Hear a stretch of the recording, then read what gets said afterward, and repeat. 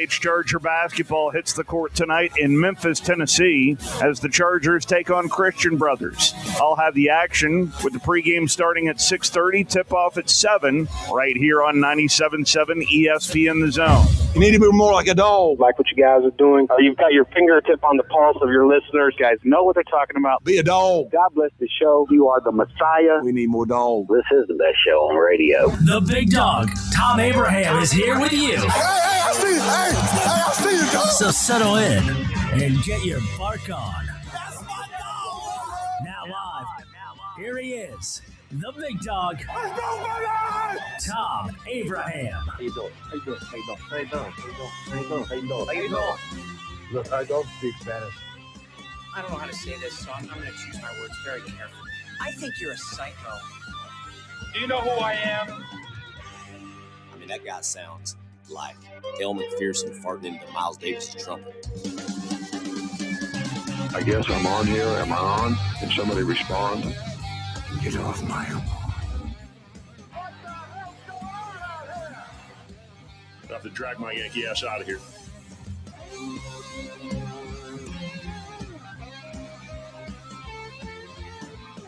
Hey, good morning, everyone, and welcome to Throwback Thursday in the Doghouse. That's right. I told you, beat the big dog ends. The football season's over. Beat the big dog ends. It's now Throwback Thursday. We go back. We throw back to Throwback Thursday as well. Every Thursday, we will feature some sort of throwback bump music. I mean, it could be old TV shows. It could be from cartoons.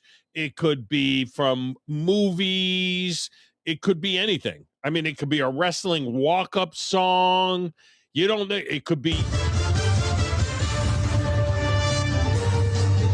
throwback, NHL theme music.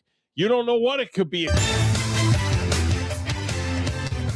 You never know what we might throw at you, okay? It could be any of that kind of stuff that we throw at you on a Throwback Thursday. So stay tuned for that. Now, here's the deal. There's no theme necessary. All right, we're not doing it like in years past where we have done like a specific theme. There's no theme necessary. It's just going to be totally random from the random mind of the producers. I mean, that's just the way to, Grasshopper's mind does not work in any kind of organized fashion.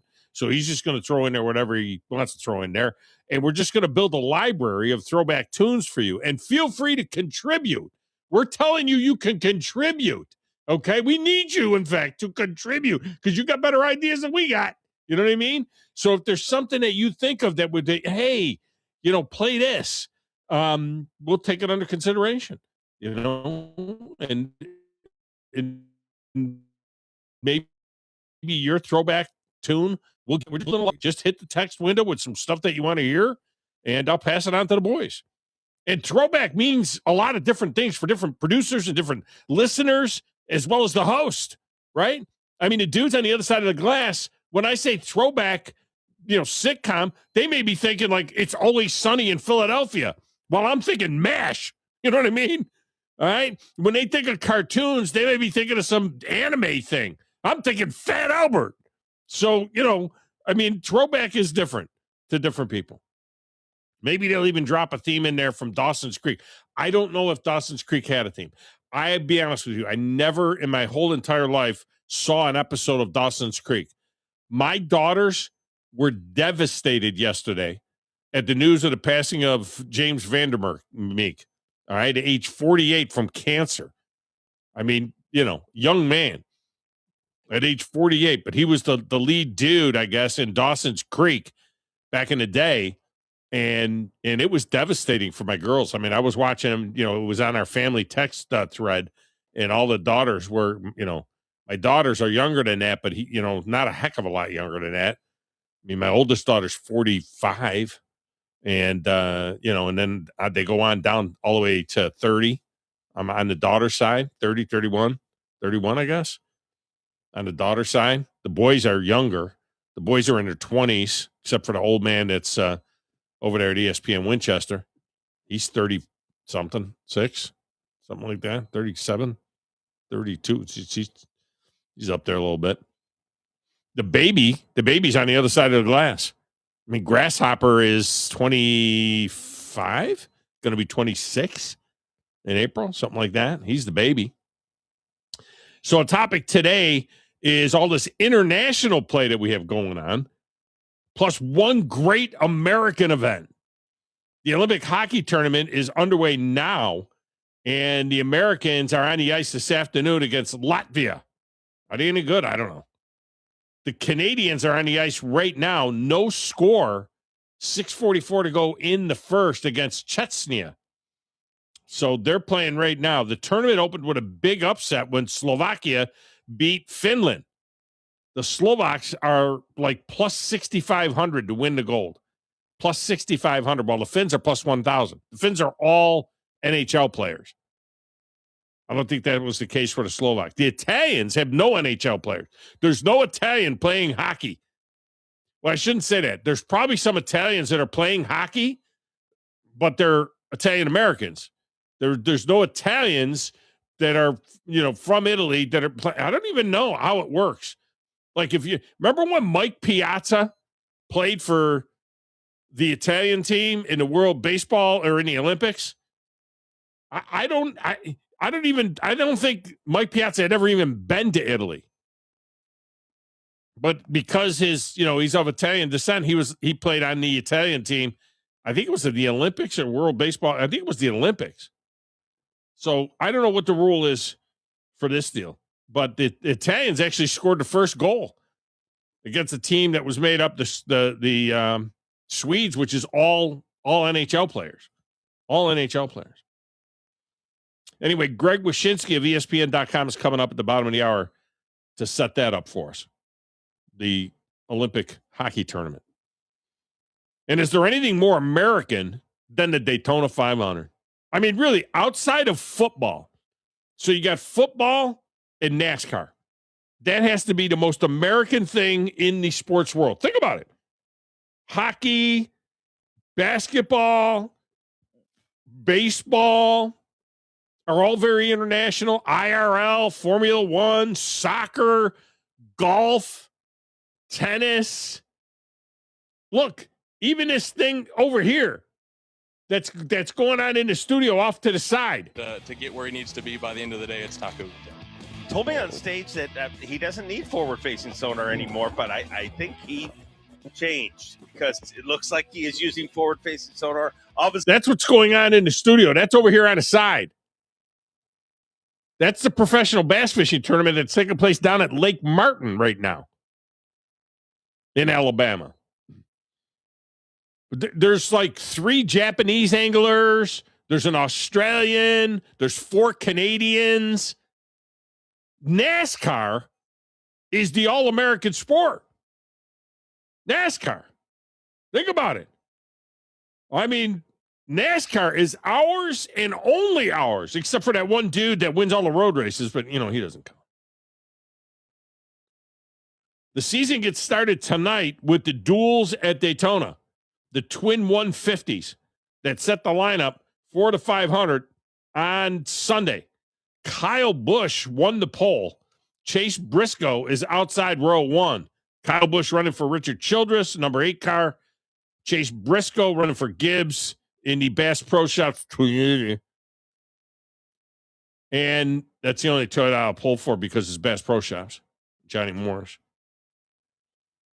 So the front row is set. Those guys will start on the pole in each of tonight's 150s, and then it sets the rest of the field. The starting order is set.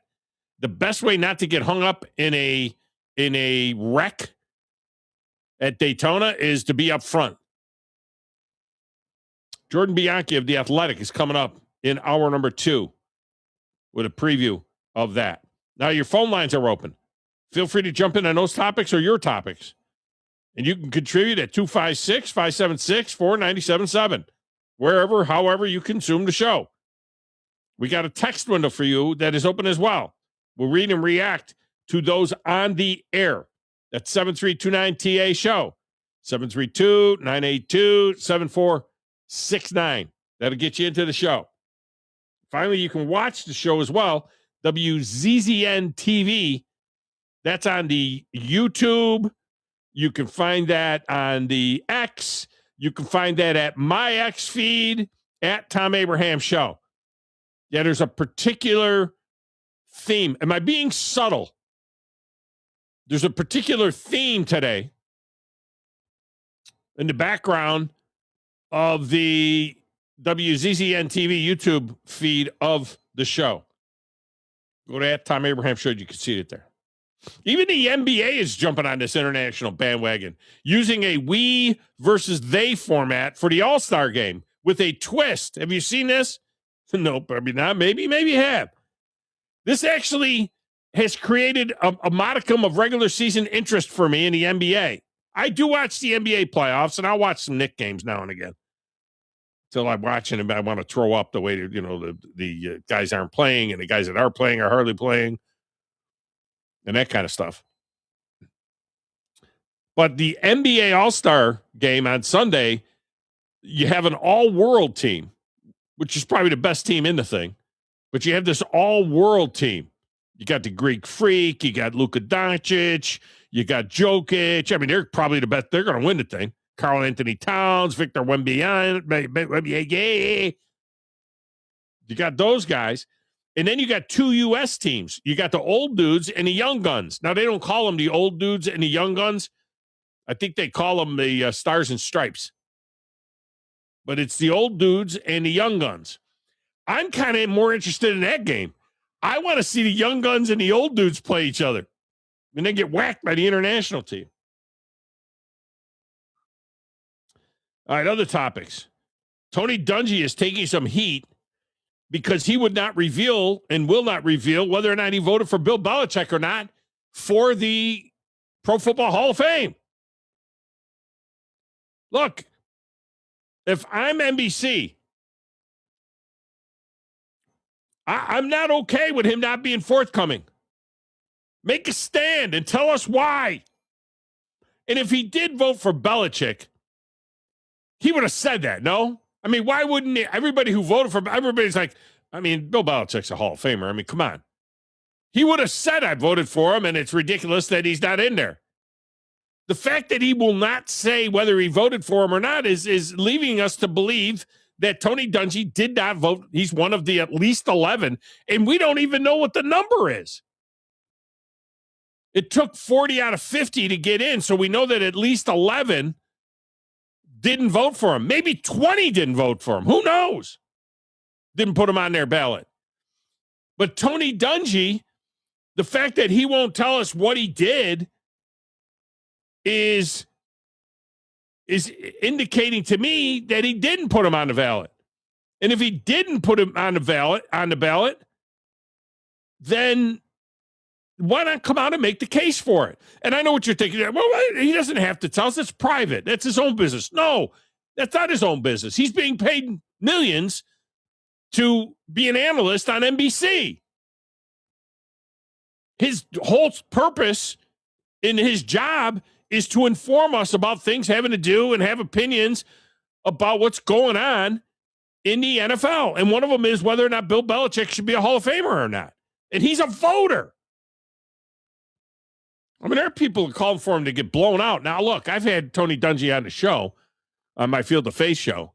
I am not, I like Tony Dungy.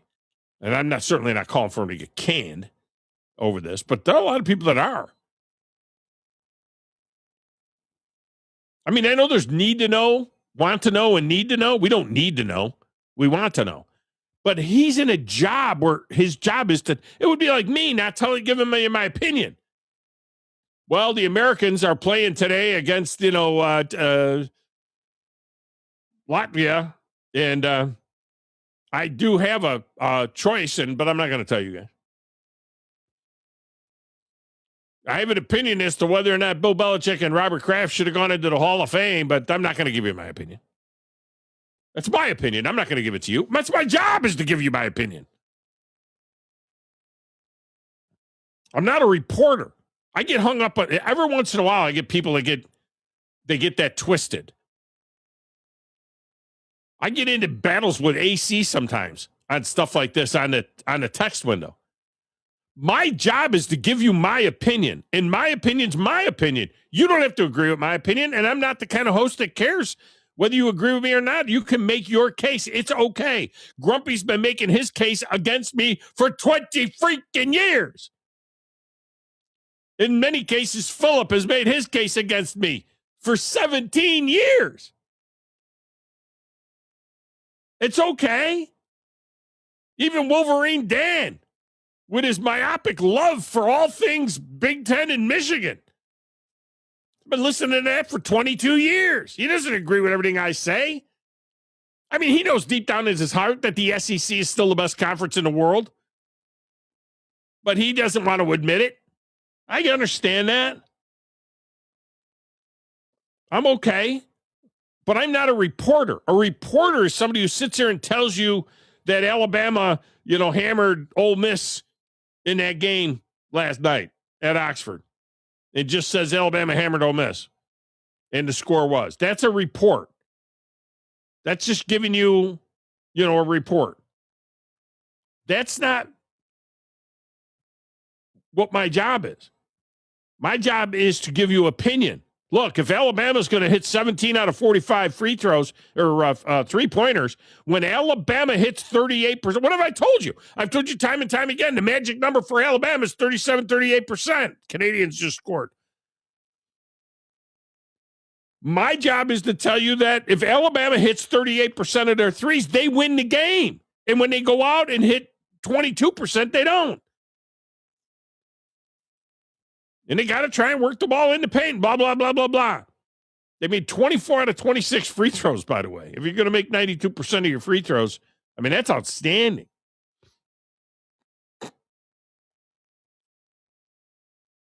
Well, Ole Miss was only making 8 out of 13 free throws. Only got to the line 13 times. So my job is to have an opinion. Tony Dungy's job is to have an opinion and tell us what his opinion is. That's his gig.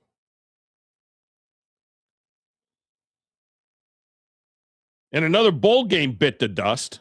I'll give you my opinion on that as well a little bit later on. Ratings for the halftime show at the Super Bowl fell significantly from the game itself. Typically, the halftime show, actually, the numbers usually go up at halftime.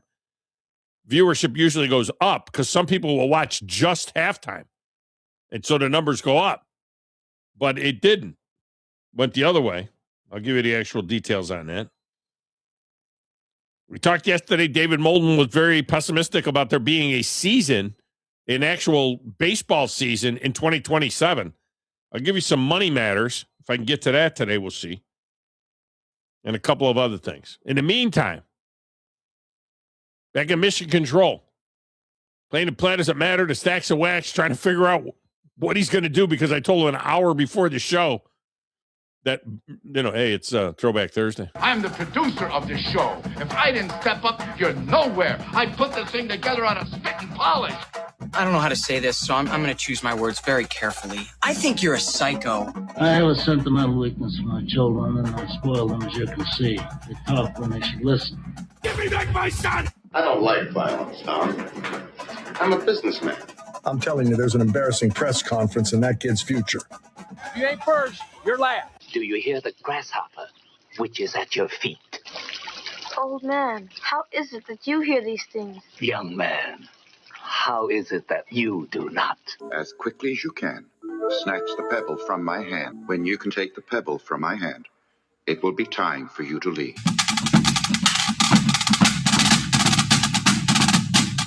That completely ruined your day by telling you it was Throwback Thursday. And no, I have no idea where you're even getting that information from. I am the I don't know. I feel bad because I didn't give you more of a heads up. I'm the king of nostalgia, all right, when it comes down to it. So I'll be I know you can do it. I'll be able to bring you guys right back in time, all right?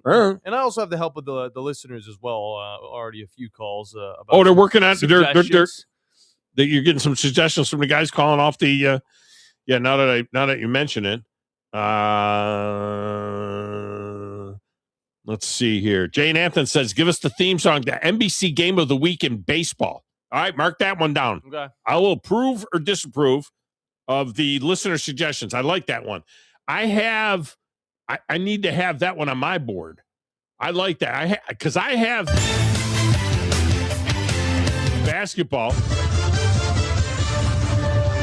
and hockey but I don't have the theme song for Major League Baseball on the game of the week, the NBC game of the week in baseball. Okay. That would be a good one.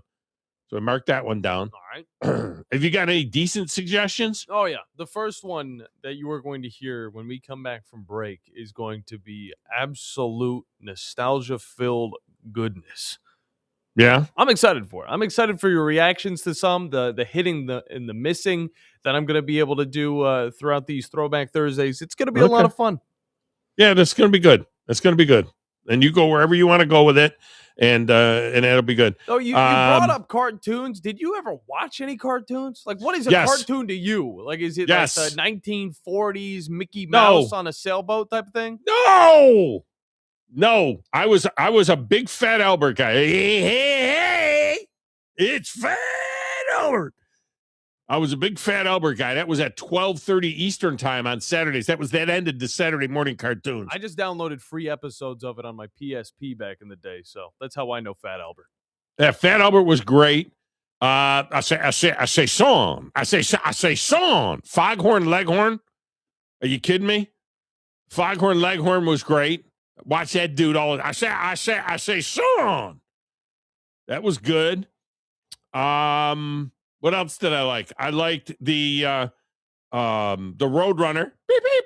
All right, was it the Roadrunner always dropping the anvil on the coyote, the Wile E. Coyote? Classic. Every time. Gets him every time.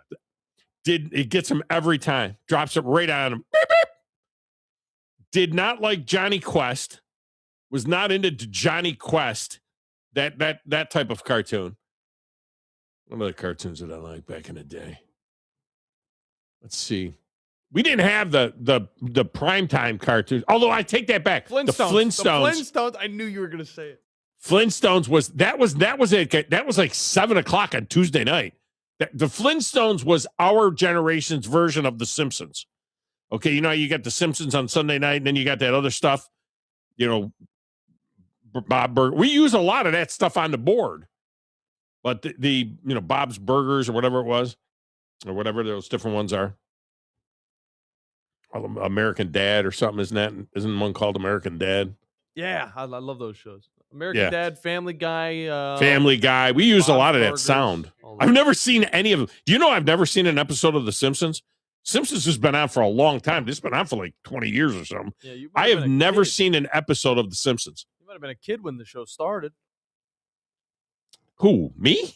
No. You weren't. I think it's old, 20. How long has The Simpsons been on? 20. Simpsons came on when Fox came on. So Fox came on in the early 90s. I was like in my 30s. The first episode dates back all the way to the 80s. So 89. No, it does not. 1989. There's 37 seasons. God bless. Simpsons has been on for 37 years? Are you sure? Yes. That is nuts. December 17th, 1989 was the first. All right, I was 29 years old then. So, no, I was not a kid. I was not a kid then. We had the Flintstones, we had Batman, was not a cartoon, we had the Green Hornet. That stuff was on like Tuesday night. Gotcha. I mean, it was a nighttime cartoon. You know, that was it though. So, I Scooby-Doo, good with Scooby-Doo. Yeah, there was a few like that. All right, let's get a break. When we come back, joining us on WZZN TV via video is Greg Wyshinski. The first time we've had him on the video side of things. He's up next, right here on the Thom Abraham Show.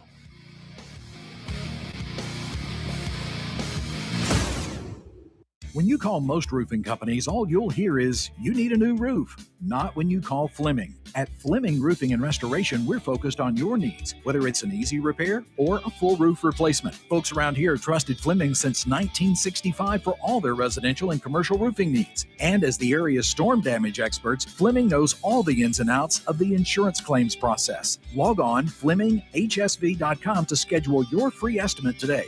Fleming Roofing and Restoration. We show up. Have you ever turned your back on God? Have you ever absolutely known the right thing to do and just turned around and walked away in disobedience? I know that I have. Aren't we thankful for our great and merciful God who loves us and forgives us and remembers our sin no more? I'm so thankful that his mercies are fresh every day. I need that. and I suspect you do too. Hey, I'm John Dees, pastor of Cross Point Church, and if you're looking for a church home, come see us. We're smack dab across the street from the YMCA in Madison, and check us out at cpcfamily.org. Brian Bellamy State Farm Insurance, located in the Rosie's Shopping Plaza, strives to help customers find the best auto insurance, home insurance, life insurance, and more. No matter where you are in life, Brian Bellamy State Farm Insurance is here to help you find your best insurance and retirement needs. You can find them on the web at brianbellamyagency.com or call them at 256-539-7530. Brian Bellamy State Farm Insurance is a proud supporter of UAH Athletics and reminds everyone to go Chargers. Brian Bellamy State Farm, here to help life go right. ALCert number 21014.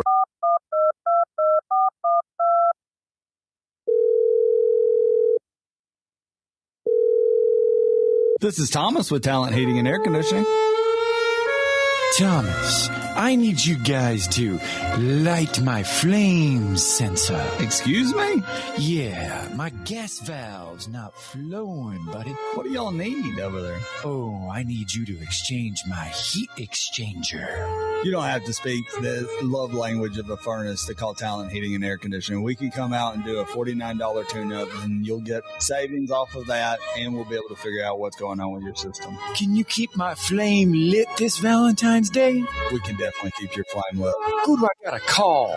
Call Talent at 256-503-4490. Come on, baby, light my fire. That was weird. It's Talent Heating and Air. They're live, they're local. Give them a call today. More savings, more selection, more for your trade. I'm Bobby White, and we've got more to love all month long at Lynn Leighton Ford in Decatur. While they last, save up to $11,000 off MSRP on select 2025 F-150 crew cabs. $11,000 off F-150. Save more on remaining 25 Mustangs, up to $8,500 off MSRP on select models. Yep, $8,500 off on a Mustang. Save up to $10,000 off MSRP on remaining new 2025 Explorers, up to $10,000 off. New 25 Bronco Sport start under $27,000. That's right, just $26,800 after a $1,000 Ford owner loyalty rebate. New 25 Broncos start at just $36,500. That's $36,500 after the $1,000 Ford owner loyalty rebate. And there's never any hidden markups or dock fees. All these offers with your good credit, and we hope to see you soon at Lynn Leighton Ford, right in the heart of Ford country, just a mile south of the Beltline indicator, or online anytime at lynnleightonford.com. I'm here with Stan McDonald of Jacob Title. Stan, I've heard that every real estate closing at Jacob Title is a very big deal. Why is that? Wes, I'm reminded of a very impactful statement that I heard from Coach Gene Stallings years ago when he talked about big games and little games. He said he didn't like that comparison. He says, because try losing one of those little games. And if you ever do, it ends up being the biggest game all year long. Well, it's the same thing with real estate closings. Every game, every closing is a very big deal at Jacob Title. Because when it's your closing and your contract on the line, it's a very big deal. And we understand that at Jacob Title. So it sounds like whether your client is a first-time residential buyer or a multi-million-dollar investor, they can expect your A game. That's exactly right. As a matter of fact, when you bring your real estate closing to us, we understand it's all about trust and confidence. And when Stan McDonald tells you that a chicken dips snuff, you can look under his wing for the box. And like Beebs likes to say, there's no doubt about it. 97.7 ESPN The Zone. This segment of the Tom Abraham Show is brought to you by the award-winning service department at Woody Anderson. That's right. They take care of the routine checkups. They keep your Ford or other brand in perfect working order. But if you have a bigger problem, they got these expert service technicians that can diagnose it, use state-of-the-art tools to get it resolved. I take my vehicles there. I've been doing it, for nearly 20 years now. It's Woody Anderson Ford and the service department. Second to none. Check out Woody Anderson Ford today.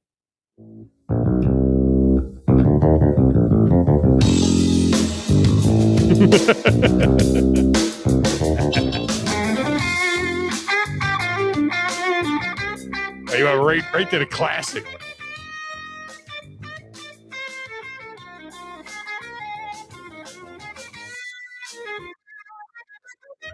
Welcome back on a Throwback Thursday. Whatever the boys want to play on the other side of the glass.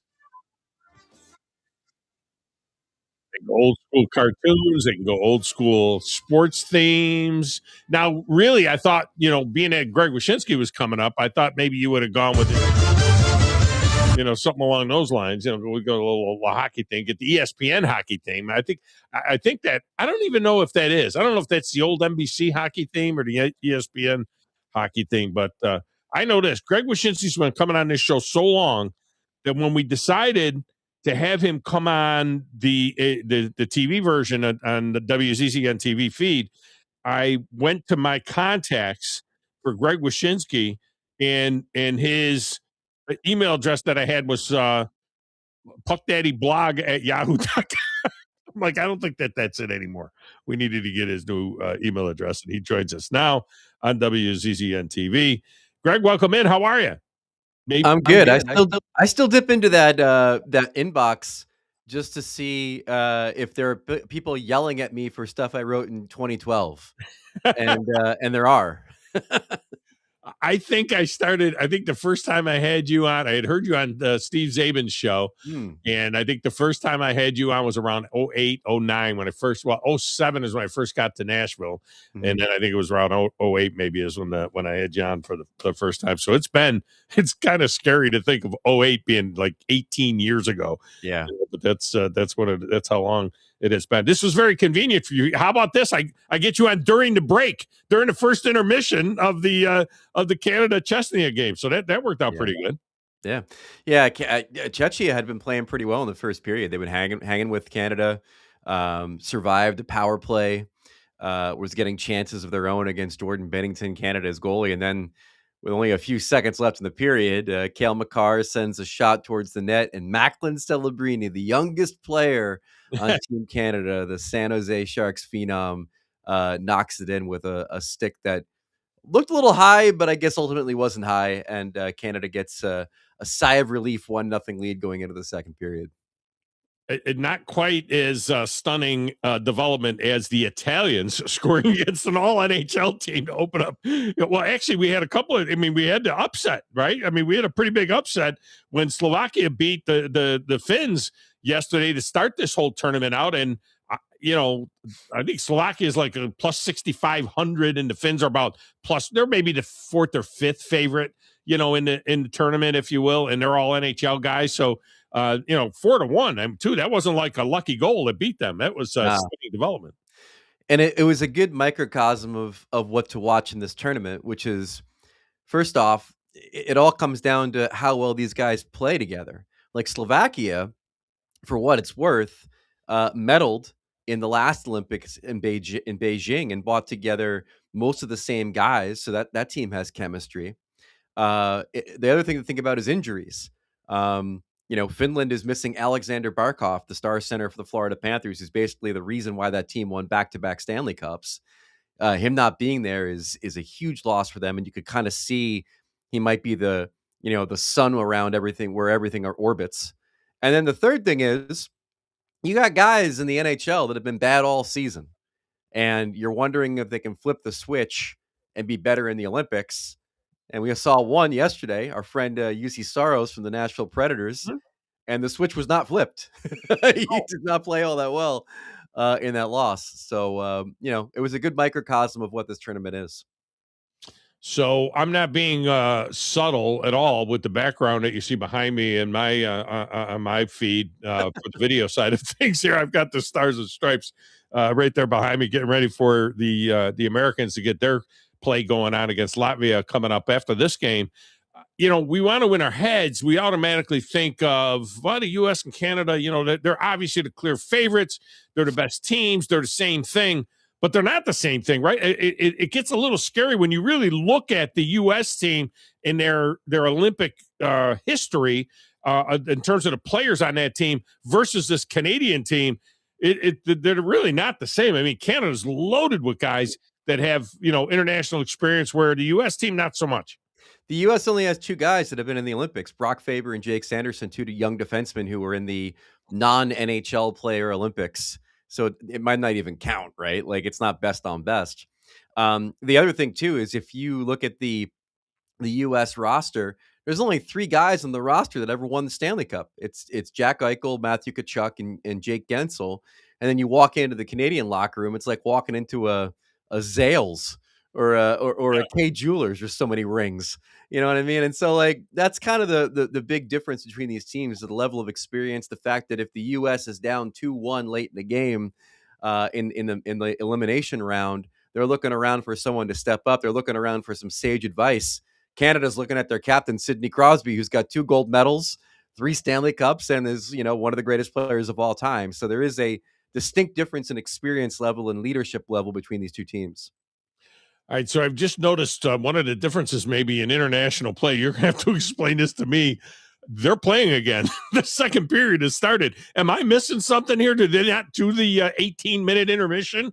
When it was a pretty long break. I mean, I might be 15 instead of 18, but it's it's not like they're all waiting for Bad Bunny to get done with the halftime show. Like, it is a pretty quick turnaround. But you mentioned these 2 teams. The talent level, though, I don't think I've ever seen U.S. and Canada been on as equal footing talent wise as these 2 teams are. Like, you give the U.S. the advantage on defense, you give the U.S. the huge advantage in goal, and then you probably give Canada a fairly sizable advantage at forward, given their depth there. But that's 2 or 3 categories going the U.S.'s way. And as we saw in the 4 Nations face-off last February, they can play this Canadian team pretty tight. No, they can absolutely play them pretty tight. And yeah, I mean, when you got Connor McDavid and Sidney Crosby, and those guys up front, that's a pretty big deal. But you mentioned the situation in goal. We talked about this before, is that Canada, now Binnington is in goal for Canada. He has not been great at all this season. And this has been an issue for Canada for years, it seems like, for whatever reason, for the American kids seem to gravitate towards being really, really good in goal. And of course, the last time we were able to win one of these tournaments, which is 1980, which is an abomination that it's been that long. It was the Craig kid that did, that stood on his head against the Russians and the Finns to win that deal. Or was it the Swedes? I never could remember who we beat. It was the Russians and then the Finns. The Finns, yeah. Yeah. So he stood on his head against the Finns. Everybody always thinks we beat Russia to win the gold medal, but it was that was the semifinal game. But it's always been, that's just been a thing for America. We seem to have the better goalies. Well, I mean, ever since the Canadian goalie dominance of Roberto Luongo and Marty Brodeur, if you want to throw Carey Price into that mix, who won in Sochi, you can. But I mean, like, once those guys retired, then it's been kind of a scramble for them to figure out who their national team goalie was going to be. I mean, Binnington is a guy who, if you play him 10 games, he's going to suck for 9 of them. And then in the 10th game, he's going to look like Dominik Hasek, which is what happened to them in overtime of the 4 Nations face-off against Canada, where he was brilliant. Canada has a better trio of goalies at these Olympics than they had at 4 Nations. They swapped out Sam Montembeault of Montreal and Adin Hill of Vegas in favor of Darcy Kemper of the LA Kings and Logan Thompson of the Capitals, who's been one of the best goalies in the league for the last 2 years. But that trio can't compare in any way to Connor Hellebuck, Jake Ottinger, and Jeremy Swayman, who is who the U.S. is bringing to the table in these Olympics. It's a distinct advantage for the Americans in goal. I assume that that Nike made all the uniforms. The number font is the same, in this game here, and I guess it'll be that way. I was hoping it wouldn't be that way for the U.S., but I love the uniform that the women are wearing. I assume that the men are that we got away from that other logo that they had, right? That USA Hockey logo, flag on it and everything.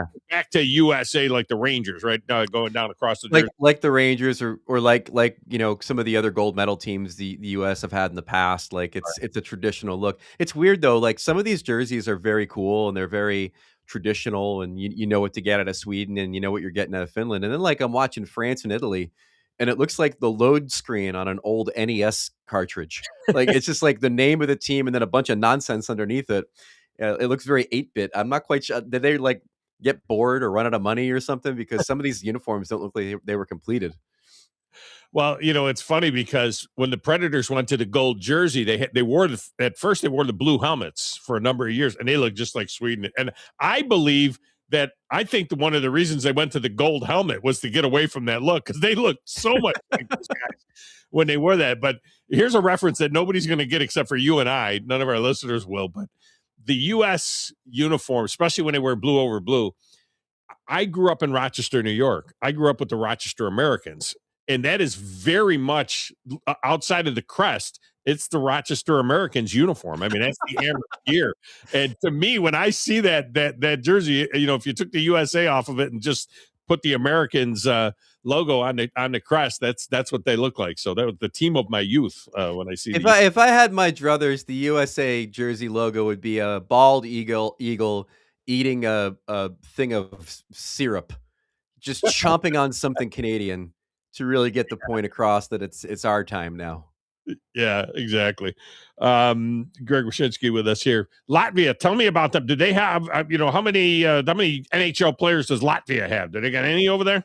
Yeah, they got a handful. They got a few. Not anybody that you really worry about too much. It's not like when Canada's playing Czechia and you have David Pastrnak and Thomas Hertl on the team. But, they've got goalies. They've got Elvis Merzlikins from the Columbus Blue Jackets. They've got Artur Silovs from the Pittsburgh Penguins. They have the kind of goalies that if you're someone who's worried about one of these lesser teams jumping up and giving the USA a game, like these are the kinds of goalies in the Olympics that do it. The U.S., though, I think is overall in the easiest group. They're in Group C. They have to worry about Latvia, Denmark.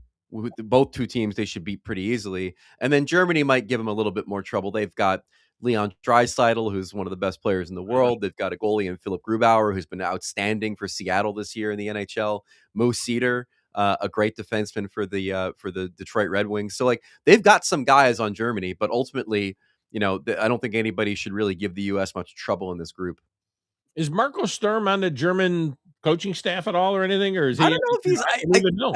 I feel like he should be. I mean, he is the head coach of the Boston Bruins, and he's doing a heck of a job right now. But it's just so funny to think about how it used to be for a lot of these national teams, where you get one. Marco Sturm was the guy on Germany, Matt Zuccarello was the guy on Denmark or whatever. Like it used to be where there would just be one guy on some of these teams, and now because of just the popularity of the sport and the way these national team programs have come along, most of these teams can be a little dangerous. Hell, like you said, even Italy gave Sweden a game yesterday. Well, speaking of Italy, no NHL players on Italy, but I remember when Mike Piazza played for the Italian team in the Olympics in baseball, and the dude had never even been to Italy. He just was Italian, and so he could do it. They made that call. They made that call to not have guys with Italian heritage that could be eligible. They decided to just go with guys who live in Italy or whatever that are playing overseas in other leagues and stuff. So. Hey, it was fun, man. It was a spirited effort. If you're Sweden, you're wondering what the hell's going on here. But Sweden's an interesting one because they win in regulation, and I still think there's a chance we could see the same thing we saw in Sochi, where if the U.S. or Canada need to go to overtime to beat one of these teams, and Sweden wins all their games in regulation, this USA-Canada showdown we're all getting ready for would happen in the semifinals instead of for the gold medal, and that's what happened in Sochi. I think it could happen again, given the strength of Sweden and within their own group. So it's just something to keep in mind that all these dreams of the gold medal on the line and it being USA Canada like it was in Vancouver back in 2010 might not work out that way. Now, did they change? Is the overtime rules the same? Because I remember, I think it was that one when Oshie did 4 shootout shots. It isn't like any NHL where you only get one crack at it. You can use the same guy over and over and over again in the shootout, correct? That is correct. Yeah, you can do that, and then also they do play 3-on-3 even in the championship game. They'll play 3-on-3 in overtime. So that's not the best news for traditionalists who like the Stanley Cup playoffs and like the fact that it is a war of attrition, the same product that you see in the first part of the game. You continue to see. They will play 3-on-3 in the gold medal game. Canada just scored again, by the way. They're up 2-0 now over Czechia. Yeah, they just banged one in here to extend their lead. All right, so finally, by the way, back to the sweaters. Charlie McAvoy's wearing number 23 or something. I saw for the. I thought maybe they had because in basketball they have a numbers rule in the Olympics where you can't wear those real high numbers and things like that. They have to be under 15 or something, and it has to do with the officiating. But certainly Connor McDavid's wearing 97 and 89 is playing over there, or 87 is playing over there, Crosby and so on. So obviously you can have those numbers. Yet I don't know why McAvoy's wearing 23. There's got to be a story behind that. Don't know, man. As you can see, I ain't in Italy. So if I was there, I could maybe ask the questions to get you the answers. But alas, I am in Scotland. Listen, I'm surrounded by Italians. I'm in Brooklyn, but I'm not in Italy. That's the difference. I've told you the story how I became a Bruins fan, because I'm not from a major city, except I'm from Rochester. And when I was 10, 11 years old, my cousin and I were very close, like brothers, both hockey players. We were looking for Italians that were playing hockey, and we found the Esposito brothers. And he was younger than me, so he would always have to go in goal. So I would always be Phil Esposito, and he would be Tony Esposito. So he became a Blackhawks fan, and I became a Bruins fan, because those were the Italians that we could find from Sault Ste. Marie. I'll never forget that, from Sault Ste. Marie, Ontario. Yeah, I feel like I should be in. I feel like my origin story should be like I picked the sport with the most vowels or the longest last names. But alas, my dad got me into hockey because he was a huge Islanders fan. I was born, right kind of around the dynasty in the early 80s, and my dad was a huge Islanders fan, and How do you end up with the Devils then?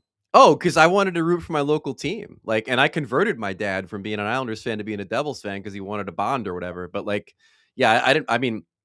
just thought it was cool that New Jersey had a hockey team. And also they were called the Devils. Back in the day, I was like a hair metal kid, so it was pretty cool that my team was called the Devils.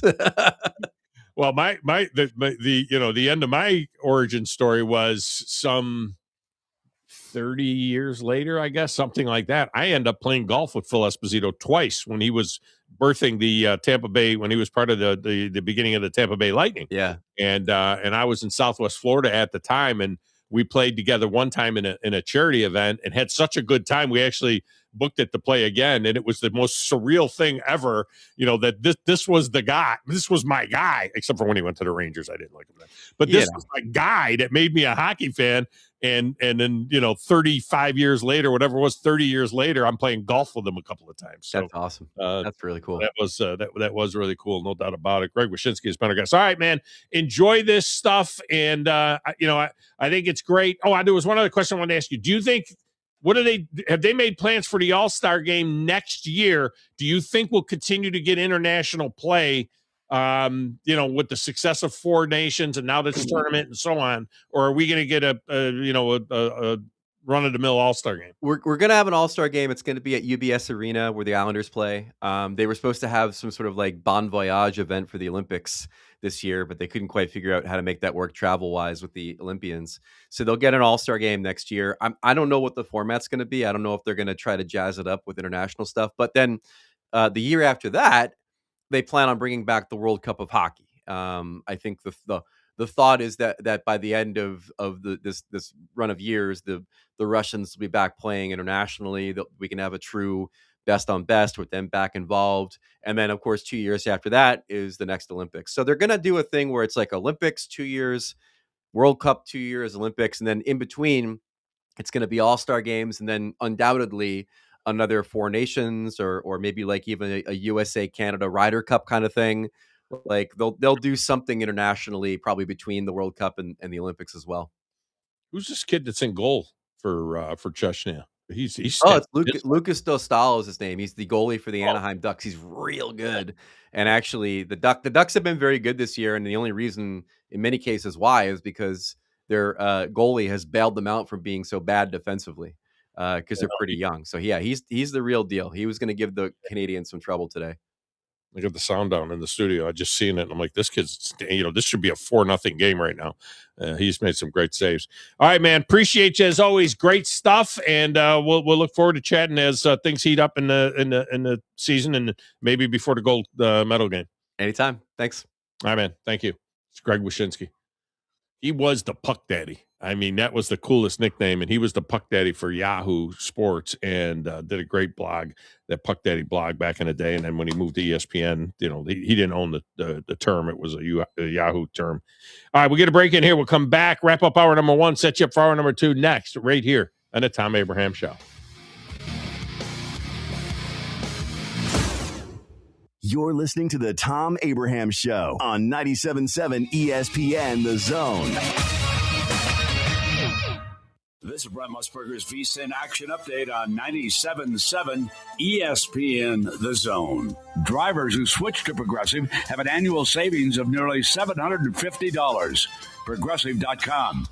South Alabama on the road today, a 2.5-point underdog against Southern Mississippi, 137.5 the total at the Reed Green Coliseum. Kyle Busch wins the pole for the Daytona 500, 183.925. He's 11-1 to win it. Chase Briscoe outside of row 1 is 20-1. Today, the duels will determine the remainder of the starting grid. 45 teams entered for 41 spots in the Great American Race. Denny Hamlin is a 9-1 favorite. O'Reilly Auto Parts Series on Saturday. Austin Hill plus 450 to win the United Rentals 300. Jesse Love plus 550. Justin Allgaier 8-1. For more, go to VSIN.com. Mike Sennett, 97.7 ESPN The Zone. Check out our latest zone deal. Donato's Pizza is the latest zone deal. That zone deal will launch on Friday. Good at both locations in Huntsville and in Madison for Donato's Pizza. Fresh ingredients, edge-to-edge toppings. It's all at Donato's Pizza. Our latest zone deal. Just head over to our website, 977ESPN.com. Zone deals on 97.7 ESPN The Zone. Since 1983, Berkshire Hathaway Rise Real Estate's Ann Adams has been your local go-to real estate expert in the area. As a buyer, you can trust Ann's in-depth knowledge of the local housing market to narrow available properties down to those you'll be interested in, saving you time when shopping for a new home. When you're ready to sell, Ann's expert negotiation skills will ensure you get a fair price and hassle-free experience. Call Ann Adams today at 256-337-2625 or email annadamsrise@gmail.com. From heirloom diamonds to contemporary jewels, Loring & Company is the place to find something truly special. Whether shopping for a diamond ring for that once-in-a-lifetime occasion or marking a milestone birthday or personal achievement with a Rolex watch, you'll find just the thing in our edit of the world's most sought-after brands, including David Yurman, Roberto Coin, Marco Bicego, and Fopay. Expect a treasure trove of the world's most unique, even breathtaking earrings, rings, necklaces, and bracelets, making choosing just one piece a challenge in itself. Loring & Company Jewelers on Airport Road. Normally, when you call a roofing company, all you hear is, you need a new roof. Not when you call Fleming Roofing and Restoration. Since 1965, the folks at Fleming have been focused on what you need, whether it's an easy repair or a full roof replacement, commercial or residential. And when it comes to storm damage, you want Fleming on your side. They know all the ins and outs of insurance claims and will guide you through the entire process. Log on FlemingHSV.com and book your free estimate today. Fleming Roofing and Restoration. We show up. 97.7 The Zone. Now on Saturday, you are willing to give a little extra. Then you, because of your preparation and the things I'm trying to get across to you. And if we do that as a team, 11 at a time, 4 years from now, why, we'll be walking out of here national champion. And I'll tell you this, I expect nothing less. 97.7 The Zone. Where's the best place for sports? What about the best place for wings? If you answered Jefferson's for both, you're right. Jefferson's is also a great place for value. Every Monday, kids eat free with the purchase of an adult meal, and teachers bring your teacher ID and you eat free every first Tuesday of the month up to $15. Jefferson's, best place for sports, best place for wings, in Hampton Cove and our latest location, now open in New Market on Winchester Road. This segment of the Thom Abraham Show is brought to you by my friends at All About Water LLC. Well, you can learn more about them at allaboutwaterllc.com. I know it sounds kind of crazy, but look, they do everything that has anything to do with water, whether it's building a pond or refreshing your pond or a water feature on your property or drainage on your property. Whatever it is involving water, they do it. That includes irrigation, maintenance of your irrigation, installation of irrigation. All About Water LLC.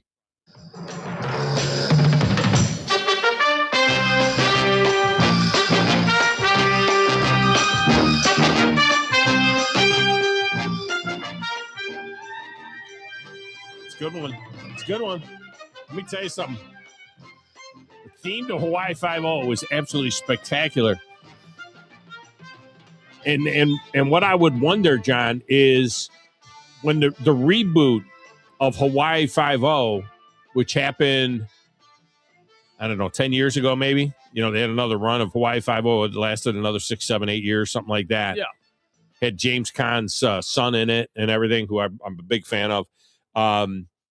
They had the same theme, but it was modernized. So I wonder what that sounds like. I can't remember, but I know it was that what you just played was the actual Hawaii Five-0 theme from the 70s. Well, I can't play the new one though. I can't because it's not a throwback. Well, it's a throwback song. It's just a new twist on it. Yeah. It's like Law and Order. But look, if you go Hawaii Five-0, you got to go SWAT. You got to work SWAT in there at some point in time because SWAT might have the best.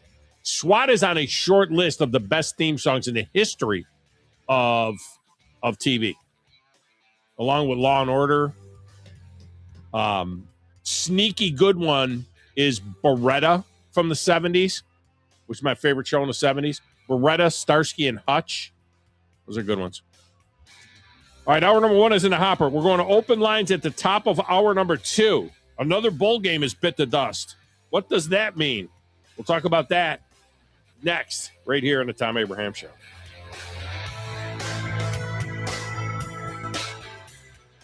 The Orthopedic Center. It's in the name.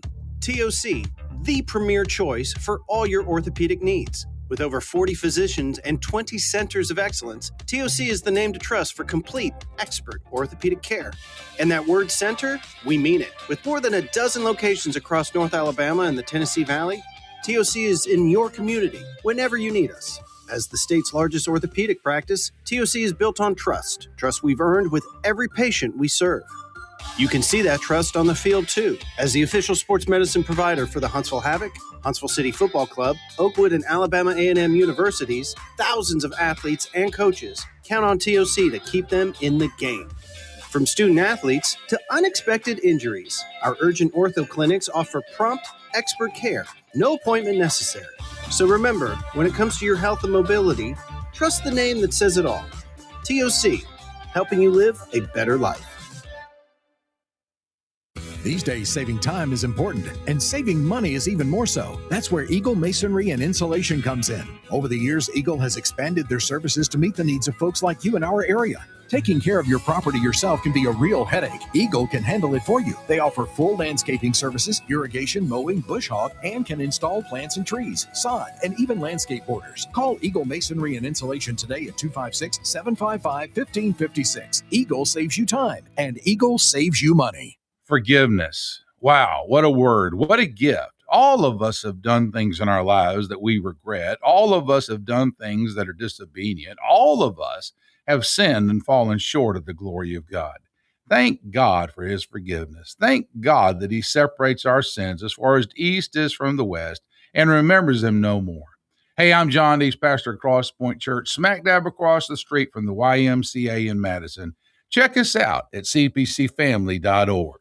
Basketball fans, get ready as the Conference USA Basketball Tournament is set to return to the Rocket City and Probst Arena March 10th through 14th, featuring 20 men's and women's basketball teams playing 18 games with Conference USA titles and NCAA automatic bids on the line. It's 5 days of exciting hoops action at BBC Probst Arena. Jump into the action by getting your tickets now by visiting Ticketmaster.com. And we'll see you inside the BBC March 10th through the 14th. Come find out who will be putting on their dancing shoes. No representation is made that the quality of legal services to be performed is greater than the quality of legal services performed by other lawyers. A wise man once said, if you take care of old folks and children, everything in the middle will take care of itself. Hi, I'm Danny Aldridge, lawyer in Alabama and Tennessee. In the next 20 years, the number of those folks over 65 years of age will more than double. In our golden years, the most important goal is to be treated with dignity and have control over doing what makes you grateful with those you love. At the Aldridge Law Firm and the Legal Town Center. WCZN, Union Grove, Huntsville, Alabama. 97.7 ESPN, The Zone. It is Thursday, February the 12th, 2026. Steve Moulton here with your update. Hickey it near side Allen. One more. Reitzel, three. Bottom. Great unselfish pass from Amari Allen. Yeah, that's 3 of the 21 scored by Latrell Wrightsell as Alabama downs Ole Miss 93-74. It's a clean sweep for the road teams last night in the Southeastern Conference. Also getting wins are Florida, Missouri, and Tennessee. AHSA Executive Director Heath Harmon announced that Oakwood Academy's basketball season is over. The 1A Area 16 tournament will conclude this evening at Skyline with Eider taking on Woodville. UH Charger basketball hits the court tonight in Memphis, Tennessee, as the Chargers take on Christian Brothers. I'll have the action with the pregame starting at 6:30, tip-off at 7, right here on 97.7 ESPN The Zone. Thom Abraham here for my longtime friend Mike Owen of Owen Home Appliance. You know, Mike has over 25 years experience in the appliance industry, and since 2017, Owen Home Appliance has served customers in the Tennessee Valley with a focus on quality products, affordable prices, and excellent customer service. Owen Home Appliance prides themselves on community involvement as well, sponsoring local teams and events while making sure that you get the right appliance at the right price. Visit their highly interactive showroom in Lacey Springs, just 8 miles south of the river on 231. You need to be more like a dog. Like what you guys are doing. You've got your fingertip on the pulse of your listeners. You guys know what they're talking about. Be a dog. God bless the show. You are the Messiah. We need more dogs. This is the best show on radio. The big dog, Thom Abraham, is here with you. Hey, I see you. Hey, I see you, dog. So settle in and get your bark on. Now live, here he is. The big dog, Let's go, baby! Thom Abraham. How you doing? How you doing? How you doing? How you doing? How you doing? How you doing? How you doing? How you doing? Look, I don't speak Spanish. I don't know how to say this, so I'm going to choose my words very carefully. I think you're a psycho. Do you know who I am? I mean, that guy sounds like El McPherson farting into Miles Davis' trumpet. I guess I'm on here. Am I on? Can somebody respond? Get off my elbow. I have to drag my Yankee ass out of here.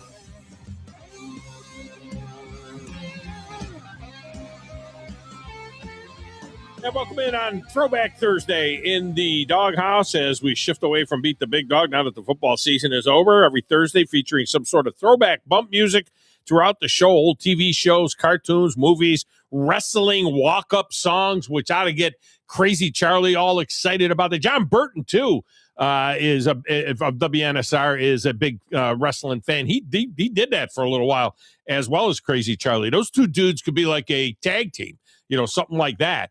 So they'll get a kick out of the wrestling walk-up songs, music, musician birthdays or death days, whatever the boys want to do on the other side of the glass. There's no theme or no anything like that. They're just building a library of throwback tunes for you, and you can contribute to what our selections are. Just go ahead and hit the text window at 732-982-7469 with your suggestions. Or you can even, when you call the show at 256-576-4977, tell us, hey, this would be really great. Because throwback means a lot of different things to different people. It means differently. John, weren't you a fan of this every day is Sunday or something like that? Or It's Always Sunny in Philadelphia or whatever they throw it. Aren't you a fan of that show? Yeah, It's Always Sunny in Philadelphia, which also, like we talked about earlier with The Simpsons, has like 17 seasons now. Is it been? No. Yeah. Get out of here. That show's been around that long? Yeah. Wow. Anyway, so to you, that's a throwback. To me, MASH is a throwback. Stuff like that is throwbacks from back in the day. The All in the Family. Sure, you never even heard of. No, I've never heard throwback. of that one. There's, throwback to me would be like Friends, that right there. Well, that's a throwback even for, yeah. I would consider that a throwback for all of us. Yeah, I would say that's a throwback. But that goes into I think that went into the 2000s. I'm not sure. I believe so. And you might even get a Dawson's Creek in there at some point in time because of the passing of James Vandermeek as well. So who knows if that gets in there as well. All right. Working on a lot of stuff. If you guys missed the first hour of the show, you missed Greg Wyshinski talking about the hockey tournament, the Olympic hockey tournament that is coming up. It is actually underway now. It has gone ahead and started. We have Jordan Bianchi coming up in the next segment of the show. We're going to talk some Daytona 500 with him. As tonight, we get the twin 150s. They used to be twin 125s.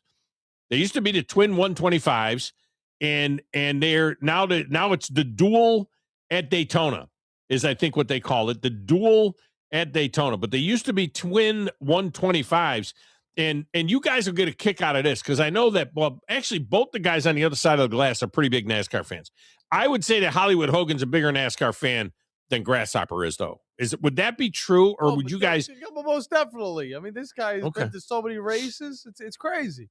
Okay, so he's the bigger fan.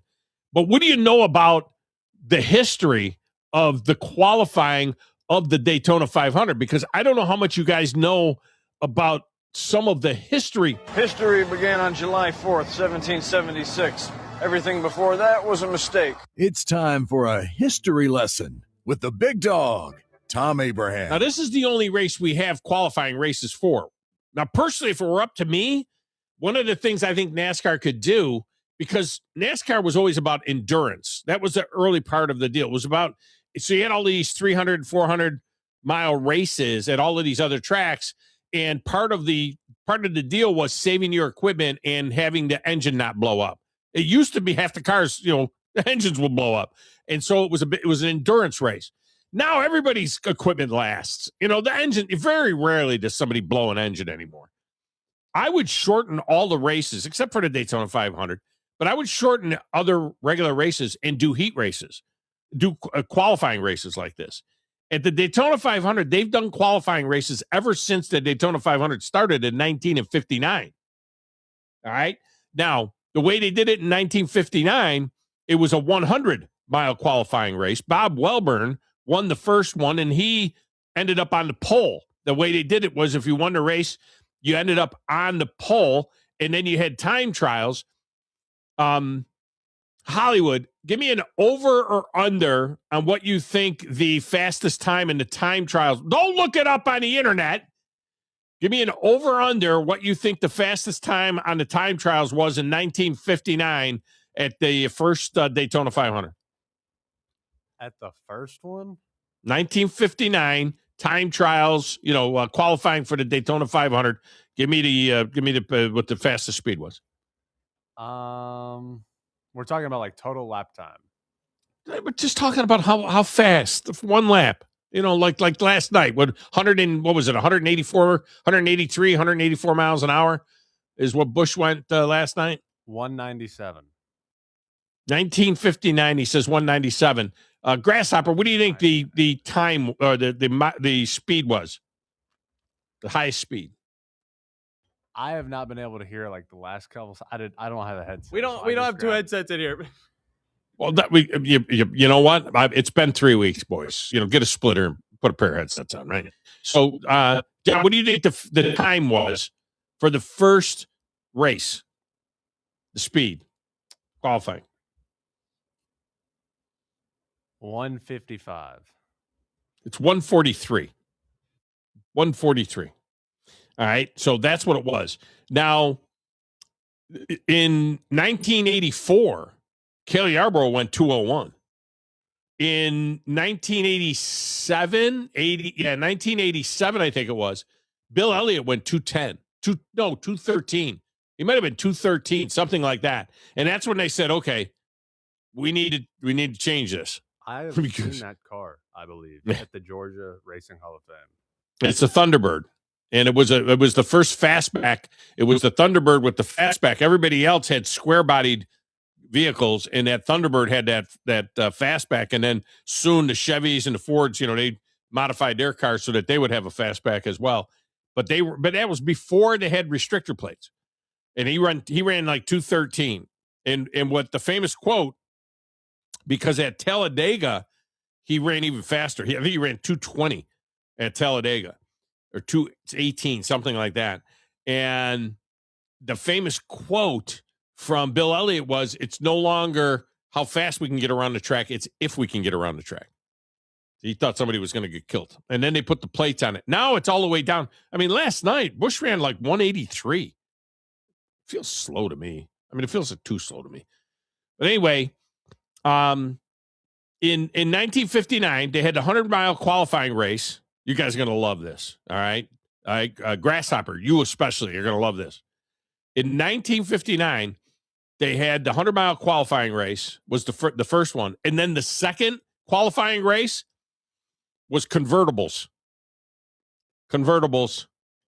Shorty Rollins won that. And so he started extremely dangerous. Doesn't it? It sounds a little bit dangerous. But they only ran 140 miles an hour. Hell, I've run 140 miles. Yeah. But there was convertibles.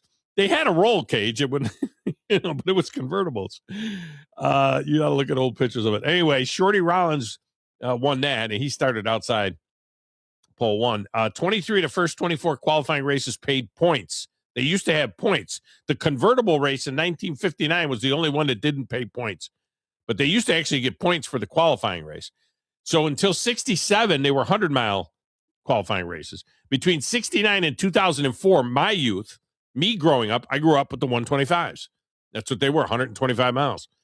And now for the last, 22, 23 years, they've been 150 miles. It's still, to me, it's like interleague play in baseball. I feel like interleague play in baseball just started.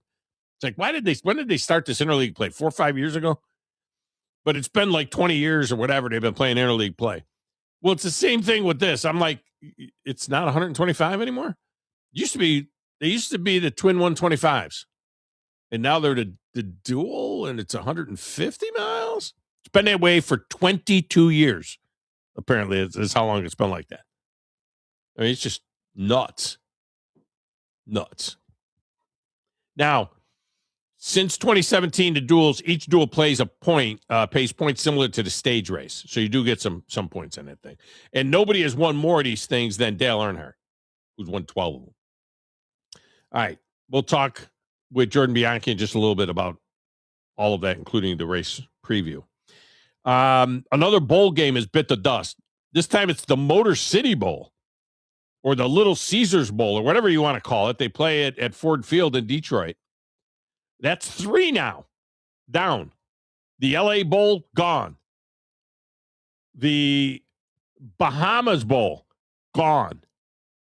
And now the Motor City Bowl, because this one's been around for a minute. This is like 25, 26-year-old bowl game, gone.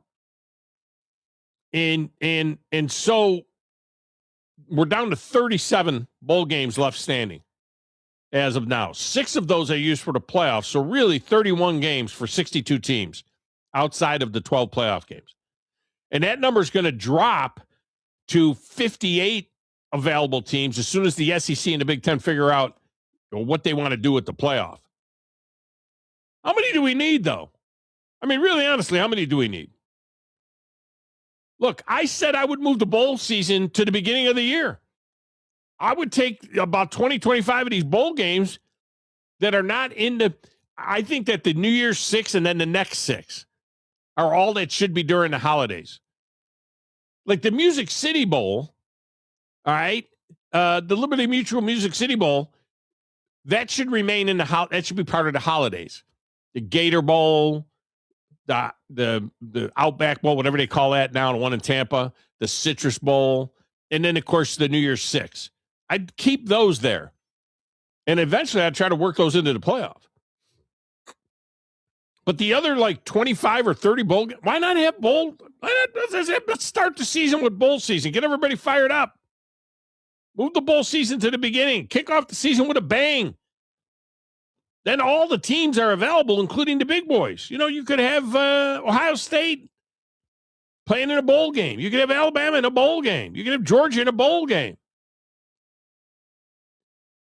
But short of that happening, honestly, what? Maybe 20 games outside the playoffs is fine? I'd be interested to know what you think about that. Maybe 20 games, that's 40 teams, and we're going to get to 16. So that'd be 56 teams altogether in postseason play. Maybe the 6 or 8 big bowl games that are used for the playoffs during the holidays. And then how about kick off the season with the bowl season? So you want to react to that? You can. We'll get the phone lines opened up again in a little bit, but otherwise you can use the text window, 732-982-9228.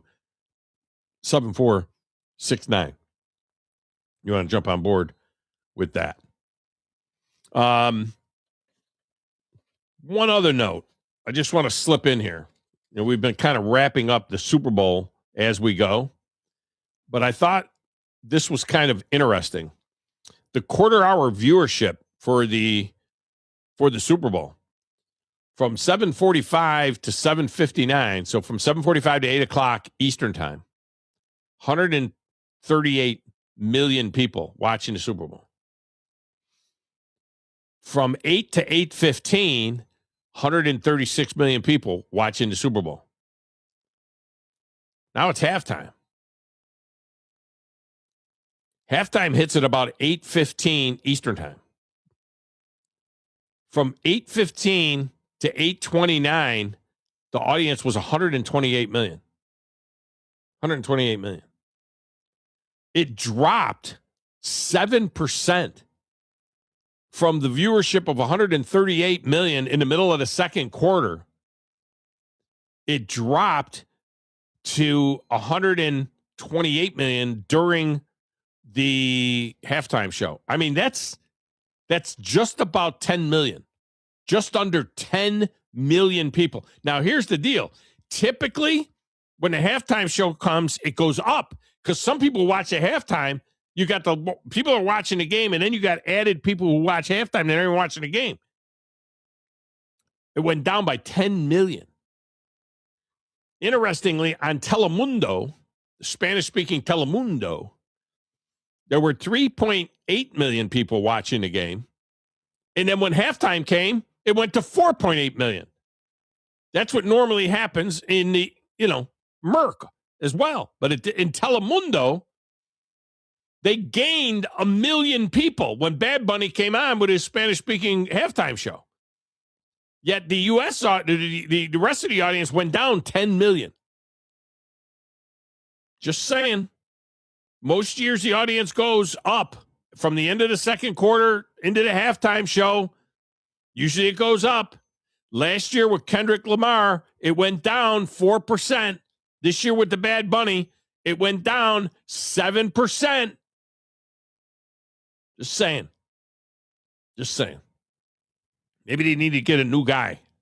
Maybe, Jay-Z's Rock Nation shouldn't be the ones planning the halftime show because they've been going down for the last few years. All right, we're going to get a break. When we come back, we will chat with Jordan Bianchi of The Athletic next, right here on the Thom Abraham Show.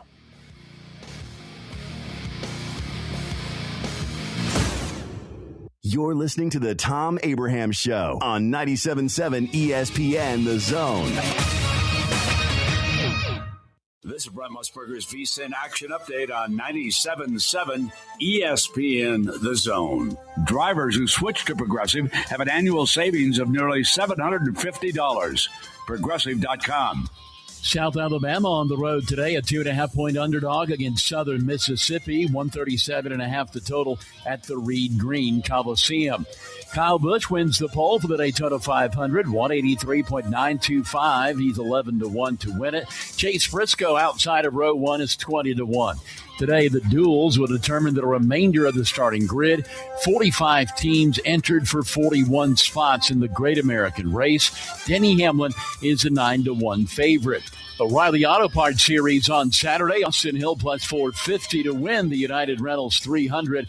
Jesse Love plus 550. Justin Allgaier 8-1. For more, go to VSIN.com.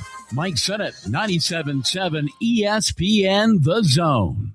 Basketball fans, get ready as the Conference USA Basketball Tournament is set to return to the Rocket City in Probst Arena March 10th through 14th, featuring 20 men's and women's basketball teams playing 18 games with Conference USA titles and NCAA automatic bids on the line. It's 5 days of exciting hoops action at BBC Probst Arena. Jump into the action by getting your tickets now by visiting Ticketmaster.com. And we'll see you inside the BBC March 10th through the 14th. Come find out who will be putting on their dancing shoes.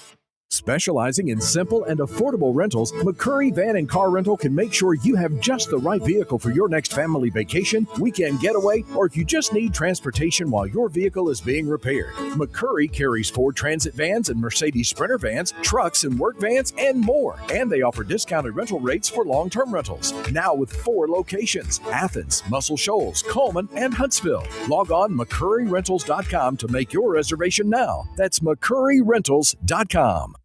Where's the best place for sports? What about the best place for wings? If you answered Jefferson's for both, you're right. Jefferson's is also a great place for value. Every Monday, kids eat free with the purchase of an adult meal, and teachers bring your teacher ID, and you eat free every first Tuesday of the month, up to $15 at participating locations. Jefferson's, best place for sports, best place for wings, in New Market and Hampton Cove, and our new location, now open in Hartselle at 200 Main Street West, downtown. From heirloom diamonds to contemporary jewels, Loring & Company is the place to find something truly special. Whether shopping for a diamond ring for that once-in-a-lifetime occasion or marking a milestone birthday or personal achievement with a Rolex watch, you'll find just the thing in our edit of the world's most sought-after brands, including David Yurman, Roberto Coin, Marco Bicego, and Fopay. Expect a treasure trove of the world's most unique, even breathtaking earrings, rings, necklaces, and bracelets, making choosing just one piece a challenge in itself. Loring & Company Jewelers on Airport Road. Isn't the story of the prodigal son an amazing story? Basically, a rowdy boy who literally wished his father dead, ran away, and consumed his wealth with hard and fast living. Yet the father looked for his return every day, and when the boy got tired of eating pig slop, he decided to return. What did the father do? As soon as he saw that boy, he ran to him, threw his arms around him, and killed the fatted calf for a great celebration. Hey, I'm John Dees, pastor of the Cross Point Church. If you're looking for a church home, come see us, smack dab across the street from the YMCA in Madison. The company is Eagle Masonry and Insulation, but did you know they're also Eagle Landscaping and Dirt Work? Eagle can take care of all your landscaping needs, including irrigation, sod work, and planting, both plants and trees. On the dirt work side, Eagle can grade and build your pads, haul dirt in or out, and even do erosion control. Philip Love and his team can do it all for you. The website is the same, insulatewitheagle.com, as is the phone number, 256-755-1556. Give them a call and see what Eagle can do for you. Eagle saves you time. Eagle saves you money. 4-time Grammy-nominated Joe Bonamassa, hailed as one of the world's greatest guitar players. Blues rock titan Joe Bonamassa, performing live March 19th at the BBC Mark C. Smith Concert Hall. Tickets on sale now at Ticketmaster.com. Joe Bonamassa. Every show is a new experience. 97.7 ESPN The Zone. This segment of the Thom Abraham Show is brought to you by USSSA Softball. If you're looking for a great tournament to put your team in, your high school level softball team in, you need to check out alfastpitch.uSSSA.com and find out where the best tournaments are. Anywhere throughout North Alabama, they've got great tournaments. Go ahead and check it out. alfastpitch.uSSSA.com. That's alfastpitch.uSSSA.com.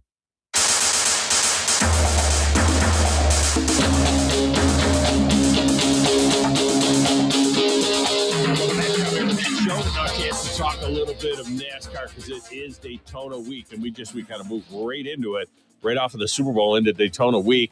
I guess it'll be backed up a little bit more next year because the Super Bowl is the Super Bowl is on Valentine's Day next year. So I guess the Daytona 500 will continue to get backed up. But if you're going to talk NASCAR, you want to talk to Jordan Bianchi from The Athletic, and he joins us now on the Neighbors Wealth Management Hotline. Jordan, welcome back, and I guess Happy New Year, right?